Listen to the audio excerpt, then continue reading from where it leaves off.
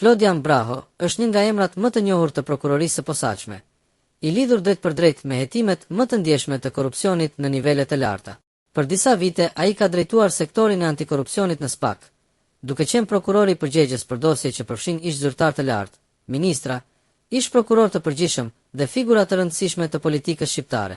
Nga çështjet që kanë mbajtur emra si Shpëtim Gjika, Adriatik Llalla, Fatmir Mediu, deri te hetimet e njohura si dosja 5D, Braho është identifikuar si një nga prokurorët kyç të luftës kundër pandëshkueshmërisë. Duke nisur nga 18 vjetori, ai merr detyrën si drejtues i SPAK për një mandat 3 vjeçar, në një moment kritik për institucionin dhe pritshmëritë publike ndaj drejtësisë. Kush është Klodian Braho? Cili ka qenë rrugtimi i tij profesional dhe cilat janë dosjet më të rëndësishme që ai ka hetuar?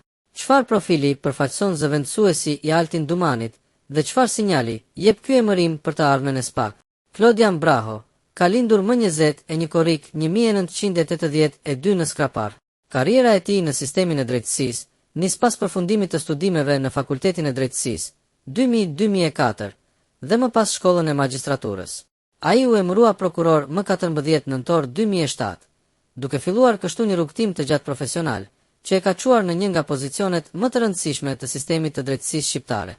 Deri në vitin 2012, Braho shërbeu si prokuror pranë prokurorisë së rrethit gjyqësor Berat, ndërsa për 3 vite të tjera më pas, ushtroi funksionin e prokurorit pranë prokurorisë së Vlorës, ku njëkohësisht mbajti edhe detyrën e zëvendës drejtuesit 2014-2015.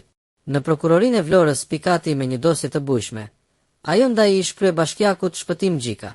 Braho e hetoi dhe e çoi në gjyq kryebashkiakun e Vlorës për përshpërdorim detyre dhe falsifikimin e dokumenteve në dhënien e lejeve të ndërtimit. Karriera e Klodian Brahos do të marrë një kthes të rëndësishme në vitin 2015, me emërimin e tij në prokurorinë e krimeve të rënda. Gjatë 4 viteve në prokurorinë e krimeve të rënda, një prej dosjeve më të bujshme të Klodian Brahos ishte ajo për hetimin e ish prokurorit të përgjithshëm, Adriatik Llalla, një ndër çështjet e para që u bën simbol për llogaridhënien në nivelet e larta të sistemit të drejtësisë. 4 vitet e punës të krimet e rënda dhe kalimi pa pengesa i procesit të rivlerësimit, vetting, do t'i hapin dyert e prokurorisë së posaçme kundër korrupsionit dhe krimit të organizuar SPAK, ku ai bëhet pjesë që në ditën e themelimit, 19 dhjetorin e vitit 2019. Aktualisht ai mban detyrën e shefit të seksionit kundër korrupsionit, ndërsa ka fituar reputacion për profesionalizmin dhe përfshirjen e tij në disa nga hetimet më të rëndësishme të viteve të fundit. Në punën e tij si prokuror i SPAK, Braho ka pasur në duar çështje me një ndikim të gjerë publik. Ai është prokurori që hetoi rastin e inceneratorit të Elbasanit, duke lëshuar urdhër arrest për persona kyç si Mirel Mërtiri, Stella Gugallia dhe Klodian Zoto, si dhe duke veçuar hetimin për ish kryeministrin Arben Ahmeta. Dosja e inceneratorit të Elbasanit është e vetmja që tashmë ka një vendim të formës së prerë, me 9 të dënuar, mes të cilëve ish ministri i mjedisit Lefter Koka që u dënua me 6 vite e 8 muaj me gjykim të shkurtuar për korrupsion, pastrim parash dhe shpërdorim detyre. Dënim të cilin Braho e kërkoi dhe mori në apelin e gjiko.